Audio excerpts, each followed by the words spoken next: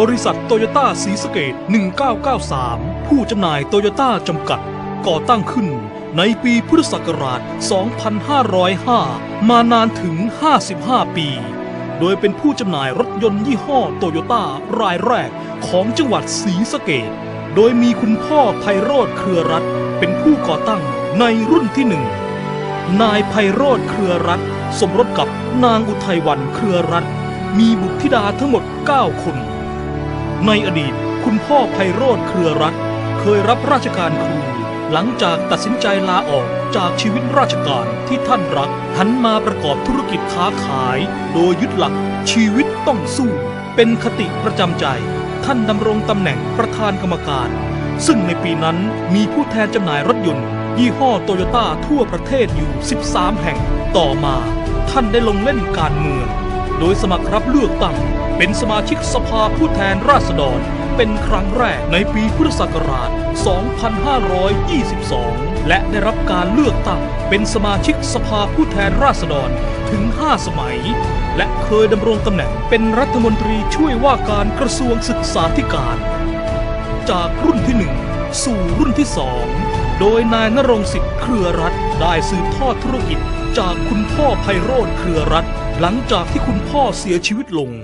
นายณรงค์สิทธิ์เครือรัตน์อดีตนายกองค์การบริหารส่วนจังหวัดศรีสะเกษคนแรกและอดีตสมาชิกวุฒิสภาจังหวัดศรีสะเกษ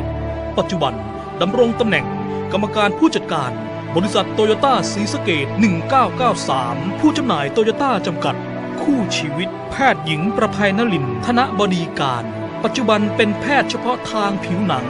และการผ่าตัดเลเซอร์เป็นแพทย์คอนซัลท์ที่โรงพยาบาลพญาไท2และเจ้าของกิจการ PN Aesthetic Clinic จากการสืบทอดธุรกิจมาจนถึงปัจจุบันทำให้บริษัทโตโยต้าศรีสะเกษ1993ผู้จำหน่ายโตโยต้าจำกัดมีสาขาในจังหวัดศรีสะเกษถึง 5 สาขาปีพุทธศักราช 2505 ก่อตั้งบริษัทโตโยต้าศรีสะเกษ1993ผู้จำหน่ายโตโยต้าจำกัดสำนักงานใหญ่ปีพุทธศักราช 2538 ขยายสาขาที่ 2 บริษัทโตโยต้าศรีสะเกษ1993ผู้จำหน่ายโตโยต้าจำกัดสาขาอำเภอกันทะลักปีพุทธศักราช 2554 ขยายสาขาที่ 3 บริษัทโตโยต้าศรีสะเกษ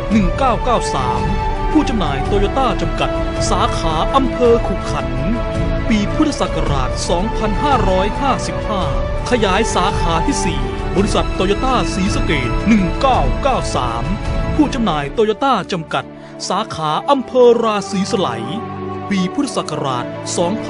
2558 เปิดสาขาที่ 5 บริษัทโตโยต้าศรีสะเกษ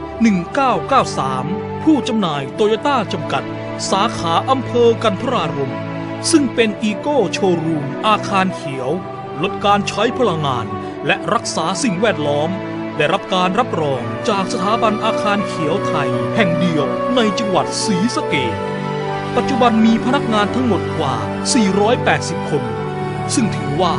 เป็นบริษัทที่มีพนักงานมากที่สุดและมีผลประกอบการสูงสุดในจังหวัดศรีสะเกษโดยมีโครงการจะขยายสาขาเพิ่มขึ้นอีก 1 สาขาที่อำเภอห้วยทับทันเพื่อให้การบริการแก่พี่น้องชาวจังหวัดศรีสะเกษได้อย่างครอบคลุมและทั่วถึง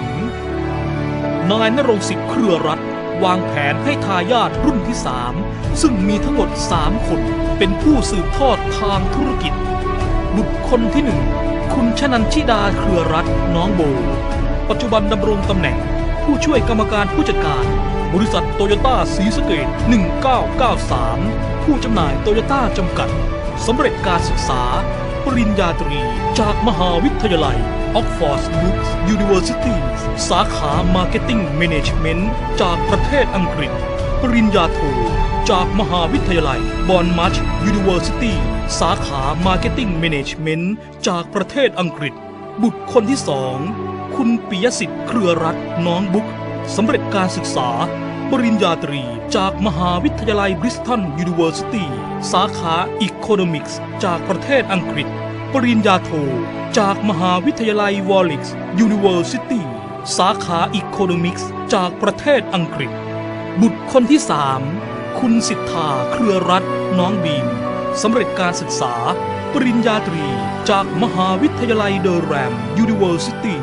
สาขา Business and Management จากประเทศอังกฤษปริญญาโทจากมหาวิทยาลัย University College London สาขา Urban Development Planning การวางแผนและพัฒนาเมืองจากประเทศอังกฤษนายณรงค์สิทธิ์เครือรัตน์กรรมการผู้จัดการบริษัทโตโยต้าศรีสะเกษ1993ผู้จำหน่ายโตโยต้าจำกัดกับความสำเร็จในการบริหารทั้งด้านขายและด้านบริการจนได้รับรางวัลแห่งความภาคภูมิใจมากมายอาทิเช่นรางวัล Best of the Best รางวัล BEP 4 ปีซ้อนรางวัล Social Recognition Award 4 ปีซ้อนรางวัล Best After Sale 4 ปีซ้อนรางวัล Best Sale and Service CS Dealer Award 4 ปีซ้อนรางวัล Toyota Sure Award บริษัทโตโยต้าศรีสะเกษ1993ผู้จำหน่ายโตโยต้าจำกัดก้าวเข้าสู่ปีที่ 55 ที่อยู่เคียงข้างชาวจังหวัดศรีสะเกษโดยยึดหลักแนวคิดที่ว่าเราจะให้บริการที่มีคุณภาพเป็นที่พึงพอใจของลูกค้าสูงสุด